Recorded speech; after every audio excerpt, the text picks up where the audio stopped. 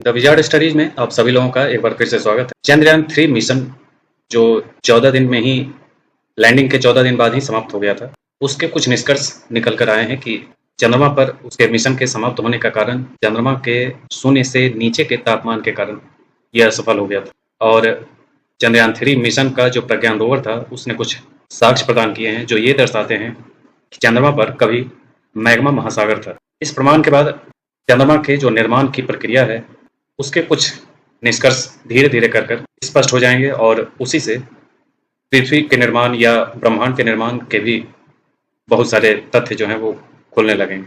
उसी में एक निष्कर्ष आया कि वहाँ फेरोन एनॉर्थोसाइट का भी प्रमाण मिला। चंद्रयान 3 का जो प्रज्ञान रोवर था उसने चंद्रमा की मिट्टी में फेरोन एनॉर्थोसाइट की उपस्थिति की पुष्टि की है, जो अमेरिकी अपोलो और सोवियत लूना मिशनों के निष्कर्षों की भी पुष्टि करते हैं। फेरोन एनॉर्थोसाइट जो होता है ये एक प्रकार का चट्टान है जो ठंडे मैग्मा से ही बनता है। इसके खोज से पता चलता है कि प्रारंभिक चंद्रमा की सतह पिघली हुई थी। जैसे कि चंद्रमा का जो निर्माण हुआ, जैसे पृथ्वी का जब निर्माण चल रहा था तो पृथ्वी के निर्माण के टाइम में ही चंद्रमा का भी निर्माण हुआ। और जैसे पृथ्वी आग का गोला के रूप में किसी बड़े तारे से टूट करके अलग हुआ था, वैसे ही चंद्रमा भी किसी बड़े तारे से ही टूटकर अलग हुआ हिस्सा माना जाता है। और कुछ वैज्ञानिक ये निष्कर्ष देते हैं कि चंद्रमा पहले पृथ्वी का ही हिस्सा था और जब कोई बहुत विशाल साइज का उल्का पिंड इससे टकराया था तो इसी से टुकड़ा होकर के छोटे आकार का टुकड़ा इससे निकला और वही ठंडा होकर चंद्रमा जो है वो आसपास में ही पृथ्वी के गुरुत्वाकर्षण के प्रभाव में आकर पृथ्वी की परिक्रमा करने लगा। इसी ढंग के लगभग सारे जो ग्रह हैं उसके जो उपग्रह बने हैं वो लगभग ऐसा ही बना है। जैसे कि कोई तरल पदार्थ हो, पिघला हुआ पदार्थ हो, उसमें कोई विशाल साइज का पत्थर फेंकेंगे तो कोई उछलता है और उछलने में जो वो पिंड का ही कुछ टुकड़ा बाहर निकलता है या उसी का हिस्सा बाहर निकलता है, वैसे ही ये चंद्रमा भी उछला और उसी से ये बाहर निकला था। अब उसी पिघले हुए का ही प्रमाण मिल रहा है जिसको मैग्मा महासागर कहा जा रहा है और ये उसी से आगे चलकर फेरोन एनॉर्थोसाइट बना है।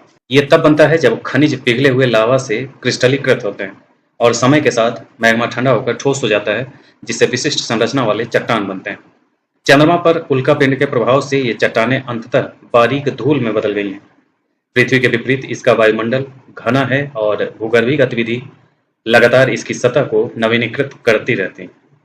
चंद्रमा का जो पतला वायुमंडल है वो सभी उल्काओं को उसकी सतह पर पहुंचने की अनुमति देता है, जिससे इस पर अपक्षय की क्रिया होती रहती है। इस खोज का महत्व क्या है ये भी समझ लें कि सबसे पहले तो चंद्रमा के प्रारंभिक इतिहास के बारे में जानने में इससे निष्कर्ष निकलेंगे। फेरोन एनॉर्थोसाइट की उपस्थिति इस परिकल्पना का समर्थन करती है कि चंद्रमा पर कभी वैश्विक मैग्मा महासागर था और जैसे जैसे महासागर ठंडा होता गया विभिन्न प्रकार के चट्टानों का निर्माण हुआ और उसी में फेरोन एनॉर्थोसाइट भी शामिल है। दूसरा निष्कर्ष है कि वैज्ञानिकों को चंद्रमा के भूगर्भिक इतिहास को एक साथ जोड़ने में मदद करती है। इन चट्टानों का अध्ययन करके शोधकर्ता अरबों साल पहले चंद्रमा को आकार देने वाली प्रक्रियाओं के बारे में जानकारी प्राप्त कर सकते हैं। और तीसरा जो महत्व है वो ये है कि पृथ्वी पर भी इसी के समान चट्टान पाई जाती है, जिससे वैज्ञानिकों को दोनों खगोलीय पिंडों पर भूवैज्ञानिक प्रक्रियाओं की तुलना करने में मदद मिलती है और यह तुलना में वैज्ञानिक विकास में अंतर और समानता को समझने में मदद करती है। यानी कि पृथ्वी के भी इतिहास को हम जान सकते हैं चंद्रमा के निष्कर्ष से। प्रज्ञान रोवर का जो निष्कर्ष का विवरण है वो प्रज्ञान रोवर ने चंद्रमा की मिट्टी को स्कैन करने के लिए अल्फा पार्टिकल एक्स-रे स्पेक्ट्रोमीटर यानी APXS का उपयोग किया। समय समय पर रुककर रोवर ने FX को विस्तृत रीडिंग एकत्र करने और फेरोन एनॉर्थोसाइट की उपस्थिति की पहचान करने में सहायता की। यानी कि प्रज्ञान रोवर ने अपना लगभग काम पूरा कर दिया था 14 दिन के अंदर ही। इस विधि से चंद्रमा के धूल कण से उत्पन्न चुनौतियों के बावजूद सटीक डेटा संग्रहण सुनिश्चित हुआ, क्योंकि धूल कण प्रायः अल्फा कणों को डिटेक्टर से दूर कर देते हैं। फेरोन एनॉर्थोसाइट से पता लगने से आगे के अनुसंधान के लिए द्वार खुल जाएंगे और भविष्य के चंद्र मिशन में चंद्रमा के जो सतह हैं उससे नमूने एकत्र करके लाने पर ध्यान केंद्रित किया जाएगा और ताकि उसका और भी गहराई से निष्कर्ष निकाला जा सके। इन निष्कर्षों के विश्लेषण से वैज्ञानिक जो है चंद्रमा के निर्माण में अपना जो निष्कर्ष है वो दे पाएंगे।